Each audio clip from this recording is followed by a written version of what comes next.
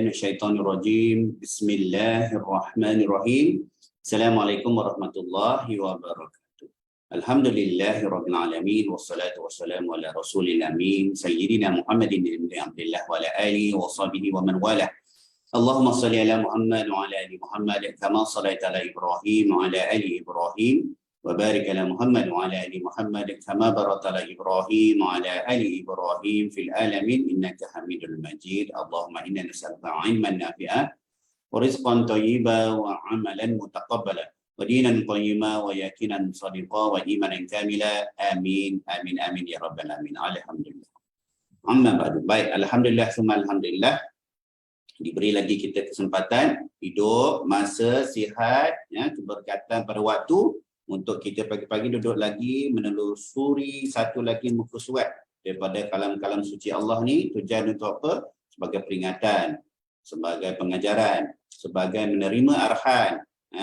Ingat Al-Quran ni kita, Allah berkata-kata dengan kita, ada kalanya untuk peringatan, ada kalanya arahan terus. Ya ayyuhallazina amanu, wahai orang yang beriman, terus arahan, buat, tinggal. Dan kita kena usaha menyampaikan. Dengan kadarnya lah, dengan kadar ilmu kita, sampaikanlah sikit-sikit tu pada ahli keluarga kita, sekurang-kurangnya begitu, kawan-kawan kita, dan sebagainya. InsyaAllah hari ini kita akan jumpa 3 lagi nama Nabi dan Rasul pada ayat 45-57 ni. Yang kali ini jelas, sebelum ni nama baginda Rasulullah SAW disebut dalam tafsiran sahaja. Dalam ayat-ayat yang beberapa ayat ni kita akan jumpa 3 lagi nama, iaitu Nabi Ibrahim, Nabi Musa dan Harun. Nabi Musa dan Harun ayat 48, dan Nabi Ibrahim pada ayat Allahumma salli ala Muhammad 52 tu, 52. Ini perihal 3 Nabi lagi, ya. Atas tu pertama tu masih lagi perihal Nabi Muhammad SAW dengan kaum dia yang kafir musyrik yang macam-macam hal tu, InsyaAllah. Hari ini kita akan jumpa 2 perkara besar. Pertamanya berkenaan dengan mizan, perihal mizan. Malam kita dah maklumkan ada satu hadis yang insyaAllah akan kita kongsikan berkenaan dengan kita masing-masing akan ada 99 lembaran yang dituliskan semua amalan kita. Amalan kelakuan semua baik buruk ditulis. 99, setiap satu buku lembaran kita macam timur dan barat gitulah. Luas tak luas, besar tak besarnya, banyak tak banyak yang ditulis. Kita akan jumpa juga satu zikir yang sangat berat di timbangan. Kita tahu zikir ni sama ada kita buat tak buat hari-hari. Berapa jumlah kita buat, itu bergantung pada diri kita lah. Ini kita akan jumpa hadis di mana Allah kata, aku ada satu bekas rahsia ni, aku bagi engkau sekarang, kau timbang. Ternyata amalan dalam satu bekas tu, tabuk tu bekas lah, peti ni. Oh, dia lagi berat daripada amalan-amalan dan 99 buku lembaran tu. Jaga. Kemudian kita akan jumpa masuk bab bagaimana Nabi Ibrahim AS, Khalilullah. Kenapa disebut Khalilullah, nanti kita bincang. Nabi Ibrahim AS menghancurkan berhala. Sambung, besok pun sambung lagi cerita. Berkenaan dengan perihal Nabi Ibrahim. Kita tengok Nabi Allah Ibrahim ni, Nabi Ibrahim AS ni pernah menipu. 3 kali pernah menipu. Nabi pun tipu ke? Macam besok kita jumpa 3 keadaan yang Nabi Ibrahim AS telah menipu. Nabi menipu, boleh ke? Sifat Nabi kan menipu? InsyaAllah besok kita jumpa. 3 perihal di mana Nabi Ibrahim telah pun menipu. Wallahualam, itu besok. Snippet untuk besok. InsyaAllah hari ini 45 sampai 57. Penerbit pilih tajuk Ibrahim AS menghancurkan berhala Namrud. Dah dapat nama Fir'aun yang pada zaman Nabi Ibrahim. Nama dia Namrud. Yang Nabi Musa Harun tu, siapa ingat nama raja tu? Yang kata Fir'aun tu lah. Ramses kedua. Ramses kedua. Itu ahli arkeologis lah bagi. Tu tak ada ahli Al-Quran lah tu. Ahli arkeologis, ulama-ulama syarah daripada mana dikatakan Ramses kedua. Wallahu a'lam. Silakan. Nauzubillah minasyaitan. A'udzubillahi minasyaitonir rajim. قل إنما أنذركم بالوحي ولا يسمع الصم الدعاء إذا ما ينذرون ولئن مستهم نفحة من عذاب ربك ليقولن يا ويلنا إنا كنا ظالمين ونضع الموازين القسط ليوم القيامة فلا تظلم نفس شيئا وإن كان مثقال حبة من خردل أتينا بها وكفى بنا حاسبين ولقد آتينا موسى وهارون الفرقان وضياء وذكرا للمتقين الذين يخشون ربهم بالغيب وهم من الساعة مشفقون وهذا ذكر مبارك أنزلناه أفأنتم له منكرون ولقد آتينا إبراهيم رشده من قبل وكنا به عالمين إذا قال لأبيه وقومه ما هذه التماثيل التي أنتم لها عاكفون قالوا وجدنا آباءنا لها عابدين قال لقد كنتم أنتم وآباؤكم في ضلال مبين قالوا أجئتنا بالحق أم أنت من اللاعبين قال بل ربكم رب السماوات والأرض الذي فطرهن وأنا على ذلكم من الشاهدين وتالله لأكيدن أصنامكم بعد أن تولوا مدبرين Sadaqallahul Azim. Terjemahan. Katakanlah Muhammad, sesungguhnya aku hanya memberimu peringatan sesuai dengan wahyu. Tetapi orang-orang yang tuli tidak mahu mendengar seruan apabila mereka diberi peringatan. Dan jika mereka ditimpa sedikit sahaja azab Tuhanmu, pastilah mereka berkata, celakalah kami, sesungguhnya kami termasuk orang yang selalu menzalimi diri sendiri. Dan kami akan memasang timbangan yang tepat pada hari kiamat, maka tidak seorang pun dirugikan walau sedikit, sekalipun hanya seberat biji sawi, pasti akan mendatangkannya pahala. Dan cukuplah kami dengan membuat perhitungan. Dan sesungguhnya kami telah memberikan kepada Musa dan Harun Al-Furqan, iaitu kitab Taurat, dan penerangan serta pelajaran bagi orang-orang yang bertakwa, iaitu orang-orang yang takut azab Tuhannya sekalipun mereka tidak melihatnya dan mereka merasa takut akan tibanya hari kiamat. Dan ini, yakni Al-Quran, adalah suatu peringatan yang memberi berkat yang telah kami turunkan. Adakah kamu mengingkarinya? Dan sesungguhnya sebelum dia, iaitu Musa dan Harun, telah kami berikan kepada Ibrahim petunjuk dan kami telah mengetahui segalanya. Ingatlah ketika dia Ibrahim berkata kepada ayahnya dan kaumnya, patung-patung apakah ini yang kamu tekun menyembahnya? Mereka menjawab, kami mendapati nenek moyang kami menyembahnya. Dia, yakni Ibrahim, berkata, sesungguhnya kamu dan nenek moyang kamu berada dalam kesesatan yang nyata. Mereka berkata, adakah engkau datang kepada kami membawa kebenaran atau engkau main-main? Ibrahim menjawab, sebenarnya Tuhan kamu ialah Tuhan pemilik langit dan bumi. Dialah yang telah menciptakannya dan aku termasuk orang yang dapat bersaksi atas itu. Dan demi Allah, Sesungguhnya aku akan melakukan tipu daya terhadap berhala-berhalamu setelah kamu pergi meninggalkannya. Ucapan-ucapan itu diucapkan oleh Nabi Ibrahim alaihissalam dalam hati sahaja. Maksudnya Nabi Ibrahim alaihissalam akan menjalankan tipu dayanya untuk menghancurkan berhala mereka setelah mereka meninggalkan tempat-tempat berhala itu. Tafsir Jalalain. Watallahi la'akidanna asnamakum ba'da an tuwallu mudbirin. Demi Allah, sesungguhnya aku akan melakukan tipu daya terhadap berhala-berhala kamu sesudah kamu pergi meninggalkannya. Kisah Nabi dan Rasul.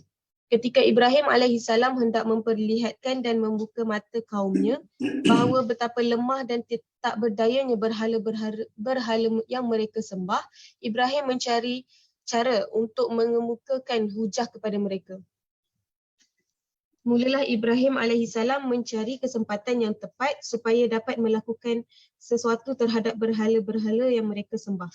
Ia memandang sekilas ke bintang-bintang lalu berkata, sesungguhnya aku sakit.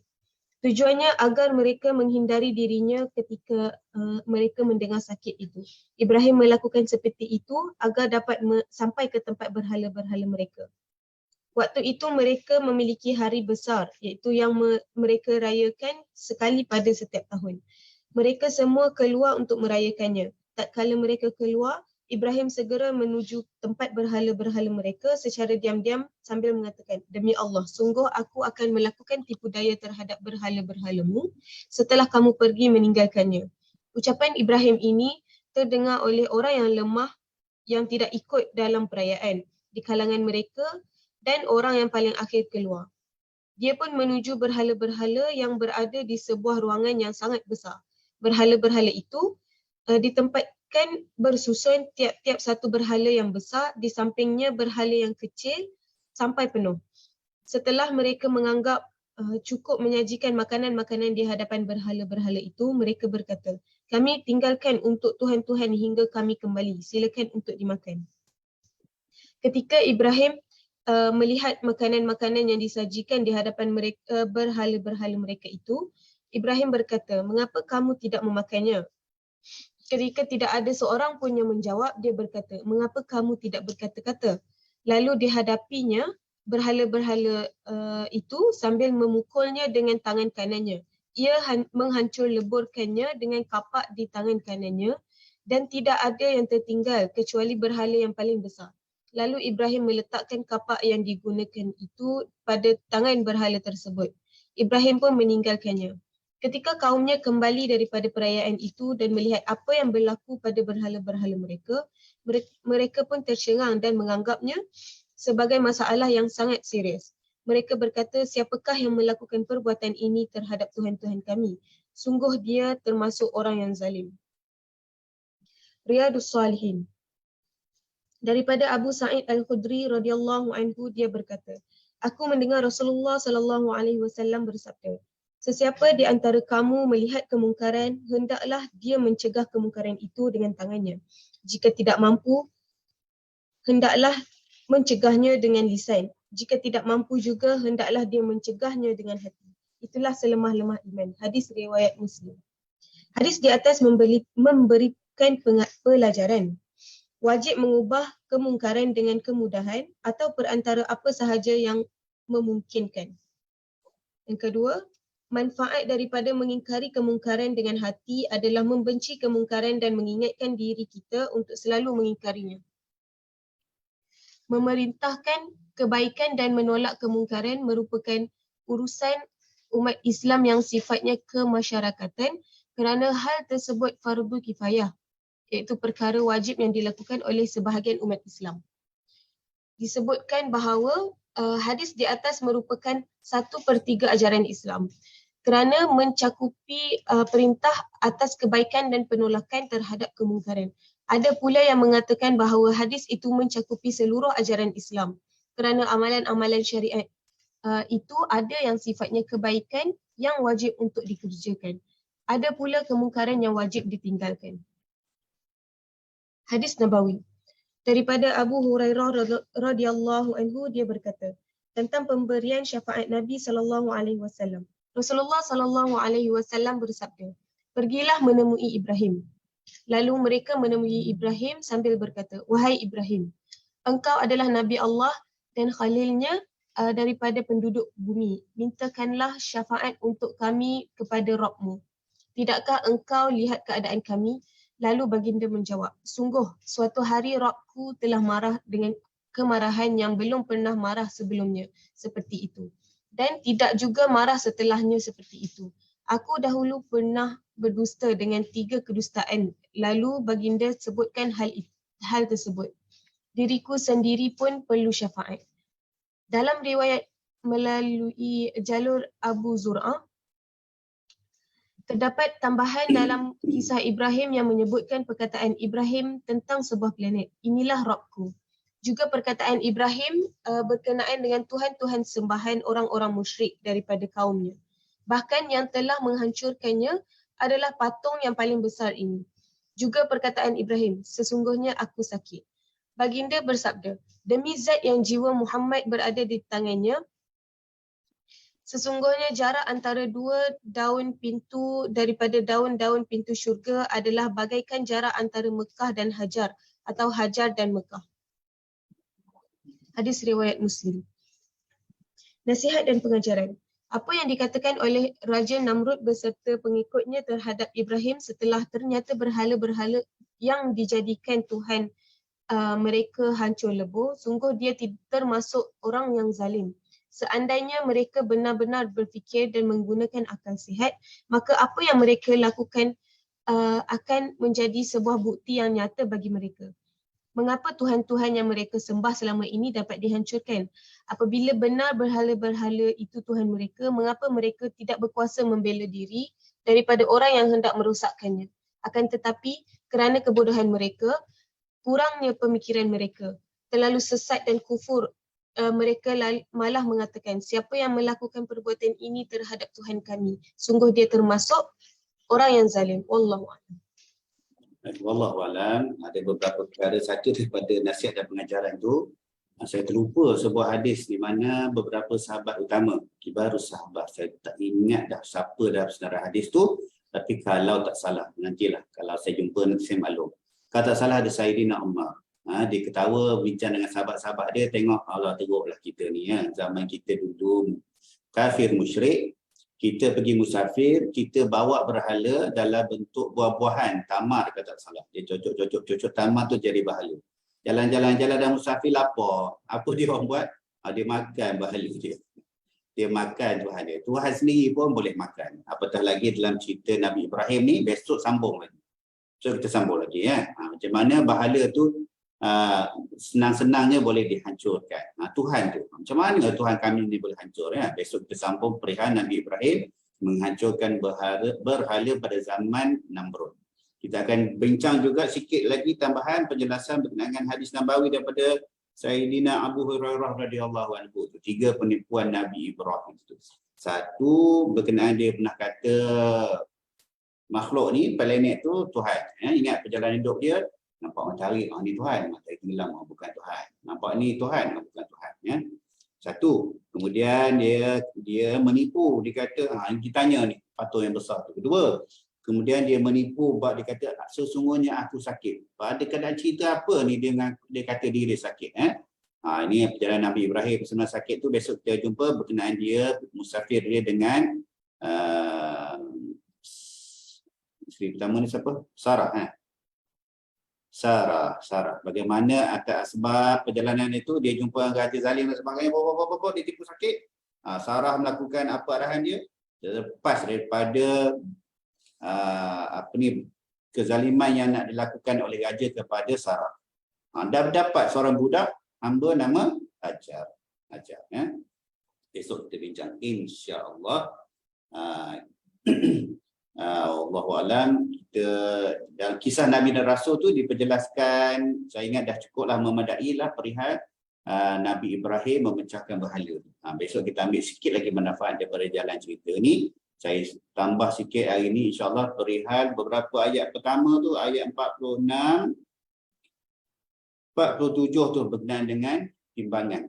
Berkenaan dengan timbangan. 46 dan jika mereka ditimpa. Dia dapat tadi geng-geng kafir musyrik tu yang banyak songel lah apa-apa tu, yang mungkar tu semua tu, Allah bagi tahu dan jika mereka ditimpa sedikit saja azab Tuhanmu, pasti mereka kata celakalah kami. Sesungguhnya kami termasuk orang yang selalu menzalimi diri sendiri dan kami akan memasang, kami itu Allah lah, kami akan memasang timbangan yang tepat pada hari kiamat, maka tidak seorang pun dirugikan walau sedikit. Satu zarah pun dikira. Pasti kami mendatangkannya pahala. Dan cukuplah kami yang membuat perhitungan. Pada ayat tu, dalam tafsir Ibn Kathir, jilid berapa ni? Kalau online ni, yang kita ni 5.3. Dah hujung dah 5.3. Habis berapa ayat ni masuk 5.4 dah. Muka surat 155. Siapa yang ada online ya. Pada penafsiran, fala tuzlamu nafsun syai'a tu, maka tiadalah dirugikan tu, Allahumma salli ala Muhammad, maka tiadalah dirugikan seorang barang sedikit pun jika amalan itu hanya seberat biji sawi pun, pasti kami mendatangkannya pahala. Ada tafsir sawi, ada tafsir zarah, ikutlah pandailah. Itu tafsiran bahasa. Tapi maksud dia, sekecil-kecil pun akan berada dalam timbangan. Dan cukuplah kami sebagai pembuat hitungan.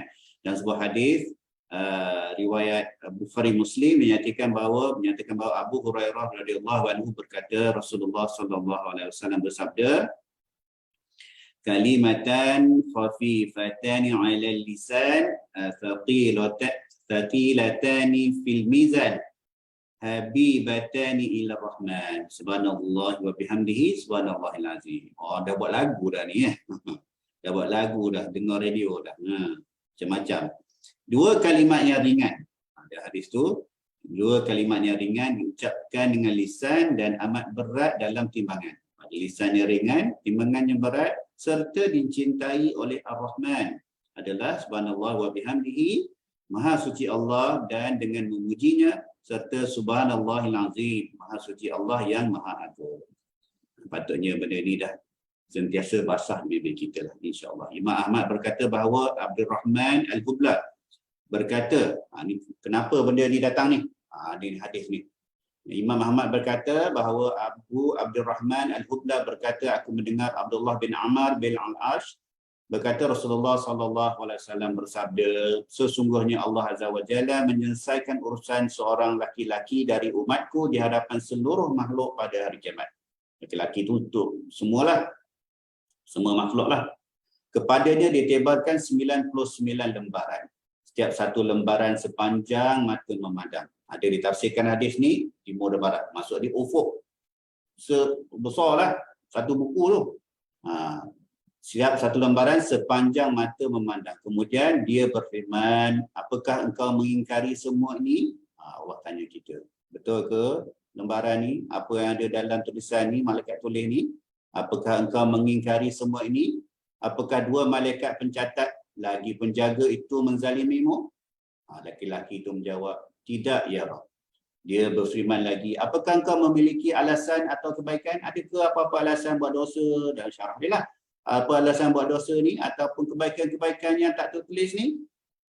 Tentu di sisiku, Allah pun berfirman, ya, tentu di sisiku engkau memiliki satu kebaikan dan hari ini tidak ada kezaliman bagimu. Kita nanti dalam syarah pada hadis ni, siapa baca, makhluk kita lah, kita cakap tak ada ya Allah, tak ada. Semua ada belaka dan ada belaka dan. Tapi ada rahsia. Dalam hadis ni, Allah kata, tentu di sisiku engkau memiliki satu kebaikan. Dan hari ini tidak ada kezaliman bagimu, lalu dikeluarkan satu bekas miliknya yang berisi asyhadu an la ilaha illallah wa asyhadu anna Muhammadar Rasulullah. Satu bekas. Aku bersaksi bahawa tiada ilah yang berhak disembah secara benar kecuali Allah dan aku bersaksi bahawa Muhammad Rasulullah. Betul Allah berfirman lagi, saksikanlah semuanya oleh kalian, oleh kamu. Laki itu berkata, ya Rabb, apakah bekas ni? Dia nampak bekas macam peti lah kan, ya. Peti, tabuk peti pada buku lembaran itu. Ya Allah, ya Rabb, apakah peti bekas yang ada bersama lembaran-lembaran ini? Maka Allah menjawab, sesungguhnya engkau tidak akan dizalimi. Lalu lembaran-lembaran itu diletakkan di dalam satu anak timbangan. Sedangkan satu bekas tu, peti itu diletakkan di dalam satu anak timbangan yang lain. Kemudian nampaklah bahawa lembaran-lembaran itu begitu ringan dengan satu peti itu begitu berat. Tak ada sesuatu pun yang berat bersama Bismillahirrahmanirrahim dengan nama Allah yang Maha Pemurah lagi Maha Penyayang. Ya. Hadis riwayat Imam Tirmizi, Ibnu Majah, dan hadis Al-Laits bin Sa'ad. Tirmizi berkata hadis hasan al-gharib. Bermakna ada satu rahsia yang Allah simpankan, yang disimpan dalam tempat khas nanti, walaupun ada benda tu bersama lembaran, iaitu lafaz apa? Lafaz tadilah. Lafaz subhanallah wa bihamdihi subhanallahil azim. Jadi zikir ni kita kena ingat, ada zikir ni yang terikat dengan waktu, iaitu zikir pagi dan zikir petang. Disusun oleh ulama-ulama, tu jadilah maksurat, jadilah zikir-zikir apalah, tengoklah macam-macam dalam nama zikir ni. Zikir maksurat lagi, geng-geng sahabat-sahabat yang belajar Yaman ni, dia ada zikir-zikir yang Habib-Habib susun, ya. Zikir Imam Al-Haddad lah, apalah, pagi dan petang. Semuanya kebanyakannya datang pada Rasulullah SAW. Jadi kita ni kena biasalah diri kita ni. Taat pagi, lepas subuh tu kena ada satu zikir kita. Kadang-kadang nak baca maksurat tu tak dan. Jadi susunlah zikir-zikir yang kita boleh baca. Ya? Petang itu juga lepas asar, kena taat. Dalam keadaan kehidupan kita seharian ni masa bila, kalau sempat pergi masjid, sebelum keluar masjid tu habiskan zikir tu. Habiskan zikir, ngaji sekejap, baru keluar masjid. Tak pun, zikir-zikir yang kita ingat kat lisan kita ni, masuk kereta tu kita zikir. Sampai ke api, banyak tu boleh zikir tu. Boleh susun. Antaranya lafaz yang besar-besar macam ni, subhanallah wa bihamdihi, subhanallahil azim, sekejap je. Setakat 10, 100 sekejap je dalam kereta. Petang gitu juga, kena taat. Susun sendirilah. Nak ambil maksurat yang petang pun boleh. Tapi kadang-kadang panjang juga kan. Tapi susun sendiri supaya petang kita masuk kereta, ada zikir kita sampai ke rumah. Selesai dah buat zikir pagi, zikir petang. Tak ada alasan kita tak nak buat. Kalau tak nak buat tu cerita kita lah tak nak buat. Ya? Padahal Allah dah beritahu dah. Sebanyak-banyak mana amalan yang tulis pada 99 lembaran tu, ada antaranya amalan yang lagi berat. Apa dia? Subhanallah wa bihamdihi subhanallahil azim. Kita tak padalah zikir tu tak buat benda lain. Tak padalah macam tadi kita baca pada hadis Abu Hurairah tu, ulama syarahkan 1/3. Abu Sa'id, hadis daripada Abu Sa'id Al-Khudri berkenaan dengan mencegah kezaliman tu kan. Hadis di atas merupakan 1/3 ajaran Islam. Tak semesti buat tu dah settle dah 1/3 amalan kita dah. Macam baca qul huwallah lah kan. 1/3 Al-Quran, berarti 3 qul huwallah kata, 3 qul huwallah kata. Tak jadilah gitu tapi kita ambil semangat lah daripada kelebihan-kelebihan beberapa amalan tu itu satu bab kat situ bermakna setiap satu zarah tu, nak syarah sikit lagi satu zarah tu takkan didustakan. Takkan didustakan. Kita ambil satu lagi hadis berkenaan bagaimana amalan kita ni akan dikira keseluruhannya. Imam Ahmad berkata daripada Aisyah radhiyallahu anha, berkata bahawasanya seorang lelaki, yakni sahabat Rasulullah SAW, duduk depan Rasulullah SAW lalu berkata, ya Rasulullah, sesungguhnya aku memiliki beberapa orang budak, hamba lah ni, yang mendustakan, mengkhianati dan bermaksiat kepadaku. Dia ada budak-budak dia ataupun hamba dia yang buat jahat ni, mendustakan, mengkhianati dan bermaksiat kepadaku. Lalu aku pukul dan maki mereka, marah. Maka bagaimana kedudukan aku dari mereka? Maka Rasulullah SAW bersabda, semuanya dihisap sesuai pengkhianatan, kemaksiatan dan kedustaan yang mereka lakukan kepadamu. Jika hukumanmu kepada mereka sebanding dengan kesalahan mereka, maka hal itu saling mencukupi, tidak mengenaimu dan tidak mengenai mereka. Habislah. Hadis macam kisah, macam settle lah. Settle. Zaliman yang hamba dia buat, dibalas dengan hukuman. Kalau setimpal, selesai. Tapi jika hukumanmu lebih ringan dibandingkan dengan kesalahan mereka, maka hal itu merupakan anugerah keutamaan bagimu. Jadi sedekahlah pula lakukan macam tu. Tapi sedangkan jika hukumanmu lebih berat, kata beratlah sikit kita hukum, marah sebagainya itu, dibandingkan dengan kesalahan mereka, maka engkau akan dibalas dengan mengambil keutamaan yang engkau miliki sebelumnya. Apa kelebihan kita, pergi ke dia. Maka laki-laki itu menangis di hadapan Rasulullah sallallahu alaihi wasallam sambil berteriak. Lalu Rasulullah sallallahu alaihi wasallam bersabda, seakan dia tidak membaca kitab Allah yang membawa makna kami akan memasang timbangan ayat tadilah. Kami ayat 47 kami akan memasang timbangan. Kelakuan dia itu macam dia tak pernah dengar ayat Allah mengatakan tak ada satu pun akan dizalimi. Timbangan itu tepat. Kemudian lelaki itu berkata, ya Rasulullah, tidak ada sesuatu yang lebih baik bagiku daripada melepaskan mereka, iaitu para budak itu sesungguhnya aku bersaksi padamu bahawa mereka seluruhnya merdeka. Dia merdekakan hamba-hamba dia. Dia bimbang, dia punya penalti yang dia bagi itu, hukuman dia bagi itu terlebih daripada kezaliman yang hamba-hamba dia buat. Gitu. Bimbang. Kita kena bimbang kat ni ya.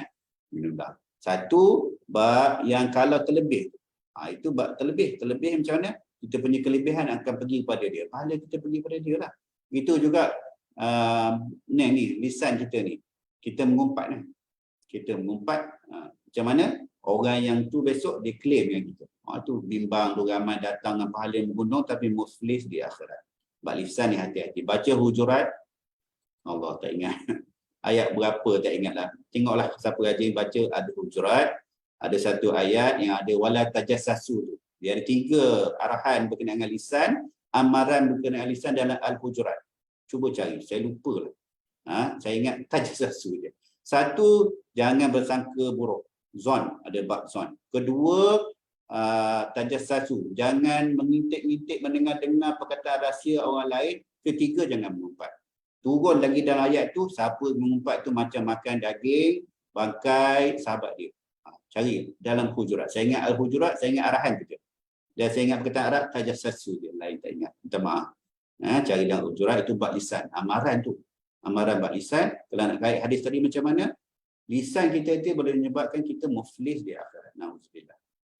Wallahualam. InsyaAllah besok kita sambung lagi bab Nabi Ibrahim Al-Hanif. Kenapa panggil Al-Hanif? Sebab membawa ajaran yang lurus. Ini dalam surah An-Nisa. Dan Khalilullah, kekasih Allah. Dalam surah An-Nisa ada beritahu Hanif dengan Khalilullah. Ada nota ini. Allahumma salli. An-Nisa ayat 21-25. Ini sempat cek ambil nota. Dan siapakah yang lebih baik agamanya daripada orang yang ikhlas menyerahkan dirinya kepada Allah sedang dia pun mengerjakan kebaikan dan ia mengikuti agama Ibrahim yang lurus Hanifah. Dan Allah mengambil Ibrahim menjadi kesayangannya. Watak khazazu Ibrahim Khalilullah. Khalilullah tu datang pada kata kekasih. Nabi Muhammad SAW pun Khalilullah. Ada nabi-nabi lain ada panggilan khusus. Ada juga. Ruhullah. Nabi Isa. Sebab apa? Bukan dia sebahagian daripada ruh Allah, tapi Allah meniupkan ruh Nabi Isa ke dalam Sayyidatina Maryam. Begitu. Dipanggil Ruhullah. Gitu. Ada lagi nabi-nabi lain. Mungkin besok kita kongsi panggilan-panggilan dia. Wallahu a'lam. A'udzubillahi minasyaitonirrajim. Bismillahirrahmanirrahim. Allahumma faqqihna fid din, wa'allimna at-ta'wil, wa ihdinas siratal mustaqim, siratal ladzina an'amta 'alaihim minan nabiyyin was-siddiqin wasyuhada'i was-shalihin wa hasuna ulaika rafiqa. Ya Arhamar Rahimin, ya Allah ya Rahman ya Rahim, ya Karim ya Rabbal Alamin. Sebagaimana Kau memberikan kami manfaat masa ya Allah untuk sedikit tadabbur ayat suci Al-Quran pagi ini, maka kami mohon Kau limpahkanlah juga keberkatan yang sebegini ya Allah pada ahli keluarga kami dan sahabat handai kami ya Allah, agar kami semua menjadi ahli keluarga sahabat handai di dunia dan di akhirat. Sallallahu alaihi sayyidina Muhammad wa ala alihi wa sahbihi wa barik wa sallim. Alhamdulillah rabbil alamin. Subhanakallah wa bihamdika asyhadu an la ilaha illa anta astaghfiruka wa atubu ilaik. Wabillahi taufiq wal hidayah. Assalamualaikum warahmatullahi wabarakatuh.